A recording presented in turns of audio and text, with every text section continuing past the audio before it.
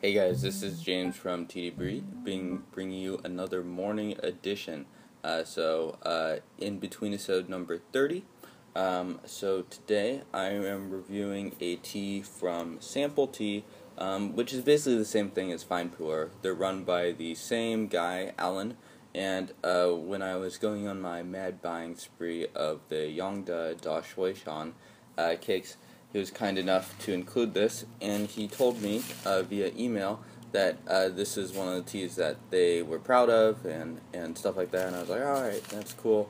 And it took me, of course, a few months to try it for the first time, but now that I am drinking teas that are supposedly from Yiwu, I have gotten around to trying it, and I am inclined to agree with Alan. I think this tea is really, really tasty, and I don't know what the full price for a 100-gram Bing is, but I think even if it were 10 times what the 10-gram sample cost is, $29, it would not be an unreasonable purchase at all. So for those looking to fill in your orders to Sample Tea or Fine Pu'erh or anything like that, I think this tea is definitely worth your consideration.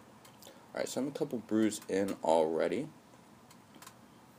And this tea is kind of interesting because I think for me it represents sort of like a quality that's definitely a cut above your sort of like base level tea that's marketed as Yiwu. Like, I think this is much better than Misty Peaks and of several of those cheaper productions, but it's not quite at the level as, like, I don't know, let's say the white tea Last Thoughts or something like that. So it has this really nice, just really heavy, dense sweetness coming from the nose. I want to describe it as sort of like cherry sweetness. It's not really like the cherry sweetness that Denny likes to describe in Ripe Pu'erh. It has sort of a little bit of that granary notes, but the base of that is not extremely overpowering like it can be for some of these teas. So it's well integrated and balanced into it. Alright, so these are my third and fourth infusions.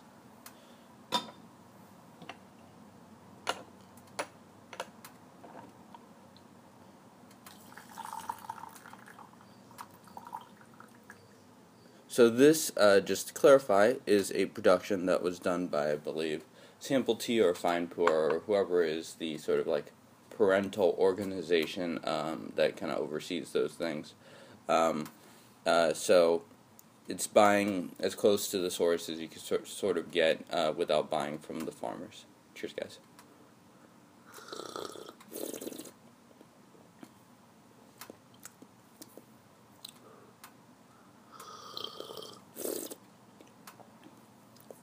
So a lot of like sweet hay barnyard base right now is what I'm tasting.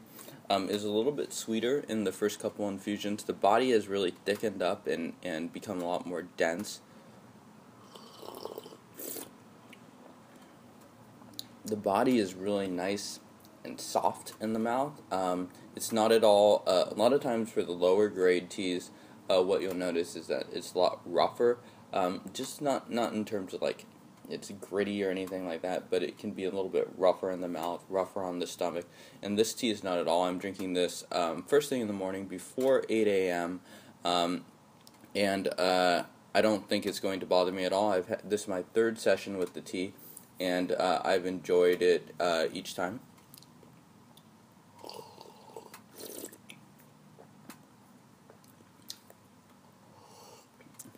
Maybe a little bit of that brown sugar sweetness.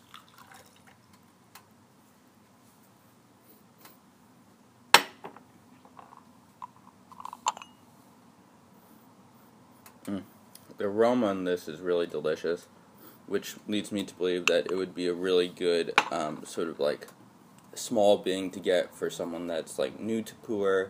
I think it would serve like I think Misty Peaks succeeds in a lot of ways because they offer sort of that small size, and in my opinion the tea is not quite as good as what you can get elsewhere for the quantity, but this little guy, just 100 grams,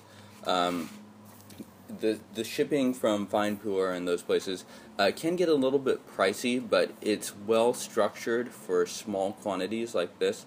So I definitely recommend looking into it at least if you're sort of interested in it.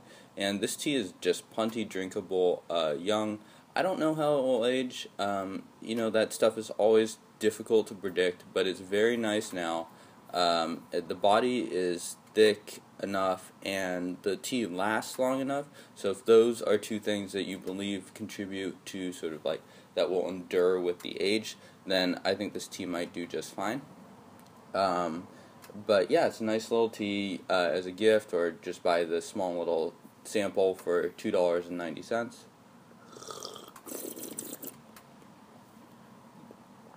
So a little bit more floral, a little softer than the previous infusion. I'd probably continue to sort of like lengthen that steep time for future infusions. But stuff that's coming up, InBetweenIsode 31, I think I'm going to do some sort of comparison between Yiwu teas. Not sure yet what exactly that looks like. But yeah, I've been trying to think of a lot of ideas. The tin storage episode did very well. So I'm just trying to think of ways that I can sort of like extrapolate upon what's sort of been covered there. Anyways, I think that just about wraps it up for InBetweenIsode number 30. This has definitely been one of the surprises / highlights of this month of drinking for me. So I totally recommend this tea. And thank you guys for watching. Cheers.